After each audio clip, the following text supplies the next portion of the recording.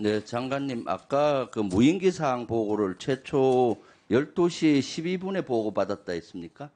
제가 보고받은 시간은 그보다 더 앞섭니다. 언제 보고받았죠? 저희 11시 50분 정도, 50분. 그럼 무인기가 10시 25분인데 1시간이 지나서 장관님 보고받으셨네요?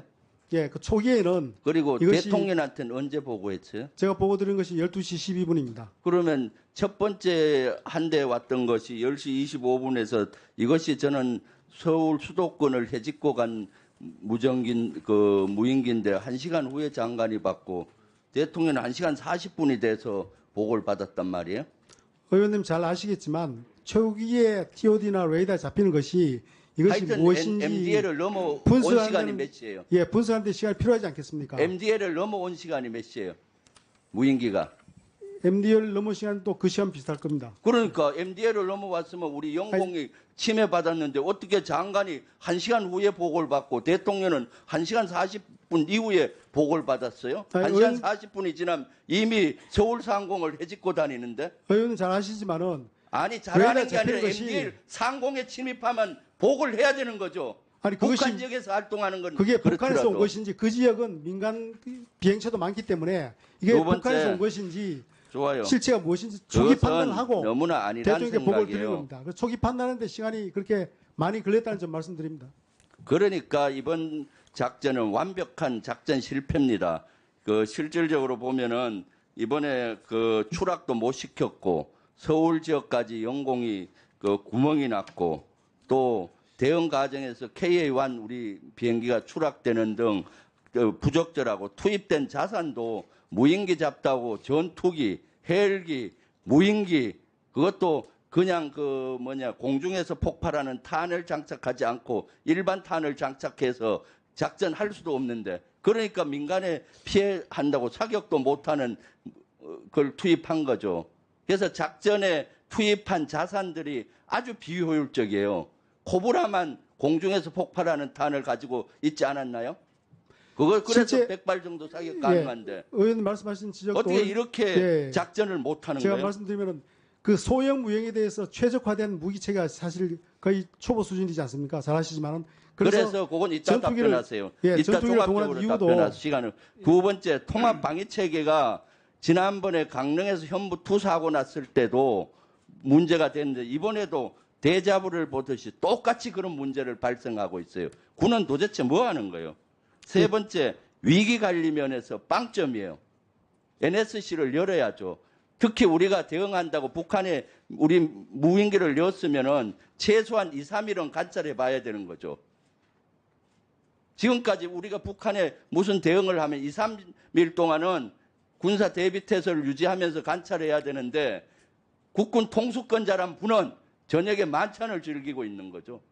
저녁에 NSC 열어야 됐던 거죠. 실시간에는 못 열 수 있어요. 충분히 이해가요. 그럼 저녁에 열어서 보완해야 되는데 어떻게 이 사항을 이렇게 안일하게 보는 거예요. 학전을 각오한다. 이번 국지도발 위기관리의 첫 번째가 뭡니까? 군의 첫 번째 임무는 전쟁 억제고 위기관리의 첫 번째 임무는 조계 종결하고 안정입니다.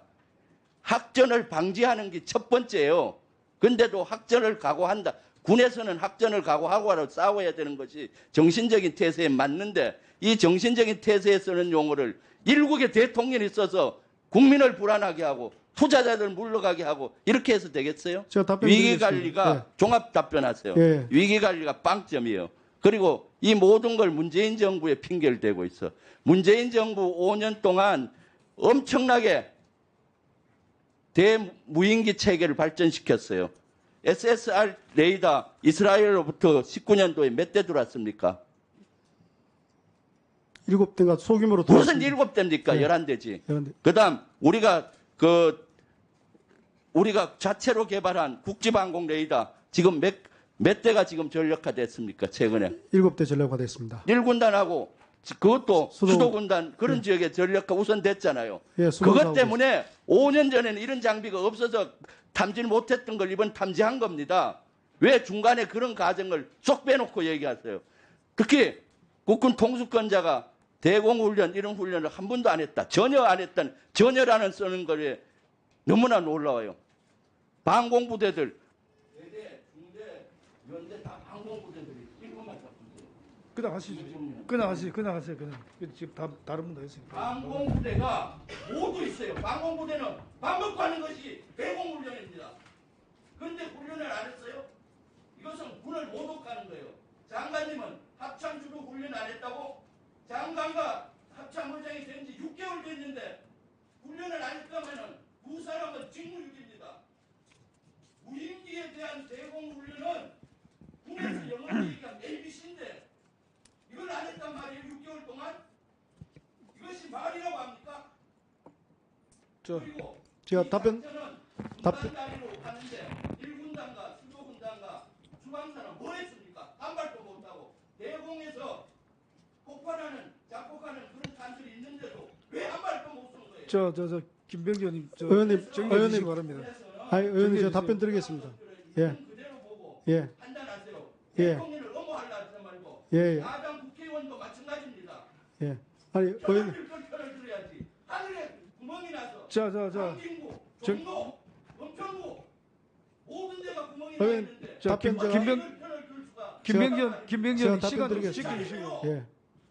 자, 예, 김병기 수고하셨고. 의원님께서 여러 가지 문제를 제기하셨는데 상황에 대한 평가를 정확하게 이해를 하시는 게 조금 저희들이 실상으로 이해하는 것과 좀 차이가 있는 것 같아서 말씀드리면은 뭐 여러 가지 자산이 있지만 실제 그 유효거리, 탐지거리 이런 게 대해서 제한이 많이 됩니다. 실제 상황에. 그 의원님 잘 아시지 않습니까?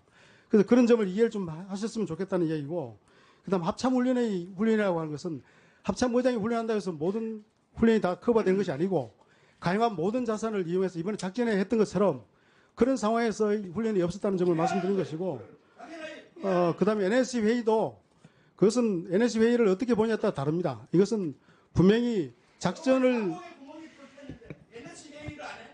저 작전을 김병기 수행하는 것이 가장 우선입니다. 안일하게 보니까 이런 상황이 아닙니까? 저 김병기 의원님. 안일하게 보면 앞으로 이것이 보완이 안 된다는 얘기입니다. 대통령께서도 합참을 중심으로 하는 그 작전 수행 여건을 최대한 보장하기 위한 조치라고 이해하시면 좋을 것 같고 그 대신 상황에 대한 정확한 이해나 평가는 안보실장을 통해서 충분히 했기 때문에 문제는 없다고 봅니다. 거짓말하게 만듭니까? 훈련을 전혀 안 했어요. 저 김병기 훈련- 의원님.